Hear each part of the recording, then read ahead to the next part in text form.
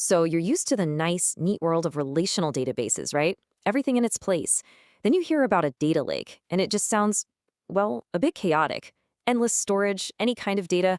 I mean, where do you even begin? Well, today we're going to cut through that confusion. We'll break down Azure's data lake options and give you a solid blueprint for planning your own. Let's dive in. So here's the plan. First, we'll walk through the different generations of data lakes you'll find in Azure. Then, we're going to zero in on the one key feature that makes modern data lakes so powerful. After that, we'll get our hands dirty with a real blueprint for how to structure everything. And to wrap it all up, we'll hit the big topics: security and performance. All right, first things first. To build a solid data lake, you got to know your tools. So let's take a look at how this technology has evolved on Azure. Okay, so when you jump into Azure, you see a few different options that all kind of sound like a data lake, right? You've got Azure Data Lake Storage Gen1, you've got Blob Storage, and then there's the new kid on the block, Gen2. So what's the real difference here? And more importantly, which one should you actually be using for a modern analytics setup? So let's break this down. First up, you have Azure Blob Storage. Think of it as a giant, super cheap bucket for, well, for anything. The folders you see are really just an illusion. The path is just tacked onto the front of the file's name. Then Microsoft came out with Gen1, which was their first real shot at a dedicated data lake. But the real game changer, the one you need to know about, is Gen2. It's brilliant, really. It takes the super low cost of blob storage and bolts on the one feature that changes everything for analytics performance: a true physical hierarchical namespace. And that right there, that hierarchical namespace, is what we need to talk about next. This is the core innovation. If you take one thing away from this, it's this feature. It's not just some nerdy technical detail. It's literally the engine that makes the whole system fly for big data analytics. So what on earth is a hierarchical namespace? The best way to think about it is like a real physical filing cabinet. With Gen2, folders are actual things. They're distinct objects, just like the drawers and the manila folders inside. So if you want to rename a folder, it's a super fast single operation. You're basically just changing the label on the drawer. Now, here's why that matters so much. Let's go back to Blob Storage. If you want to rename a folder that has, say, 1,000,000 files in it, the system has to go and rewrite the name of every single one of those million files. It is painfully slow. But with Gen2 and its true hierarchy, renaming that same folder is one single instantaneous metadata operation. Boom, done.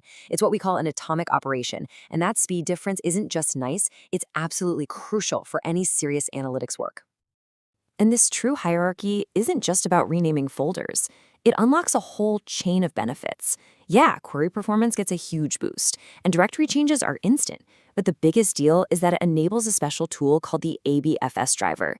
This is the magic key that lets high-performance engines like Databricks and Synapse talk directly to the data lake in their native language. There's no clunky translation happening in the background, which makes everything way, way more efficient. Okay, so we've settled it. Gen2 is the way to go. But now comes the really big question. How do we actually organize all this data? We're talking about terabytes, maybe even petabytes. You can't just dump it all in one place.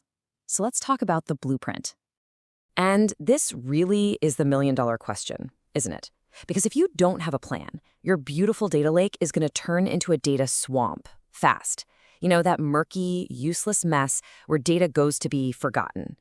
A solid structure is everything. It's key for security, for performance, and for actually, getting any value out of all this data. So a really common and super effective way to do this is to think in layers, like a data refinery. First up, you have your raw layer. This is where everything lands, exactly as it came from the source system. Don't touch it, don't change it. It's your ultimate backup. From there, the data moves to a clean layer. Here's where you do the janitorial work. Standardize formats, kick out bad records, make things consistent. And finally, you get to the transformed layer. This is where the magic happens. You integrate data, you aggregate it, you join it together to create those valuable business-ready data sets that your analysts are waiting for. And inside those layers, the folder structure itself is super important. A great standard to follow is this. Organize by the layer, so raw, clean, or transformed, then by the source system, then by the specific data set, and finally break it down by date, year, month, day. Now, this isn't just about being neat and tidy. This structure is a workhorse for performance and security. It lets you set permissions based on the source system, and it allows query engines to skip over massive amounts of data they don't need, which makes everything run so much faster. All right, that structure is a huge piece of the puzzle. And that brings us perfectly into our last section, how to make this thing truly enterprise-grade. Because it's not just about having nice folders, it's got to be secure, and it's got to be fast. Remember that hierarchical namespace we talked about? Well, here's another huge payoff. Security. It lets Gen2 be incredibly granular. It plugs right into Azure Active Directory and uses something called access control lists, or ACLs. Now, if you've ever worked with a Linux or Unix system, this is going to feel very familiar. You can set read, write, and execute permissions on folders and even on individual files. And there's a killer feature called default ACLs.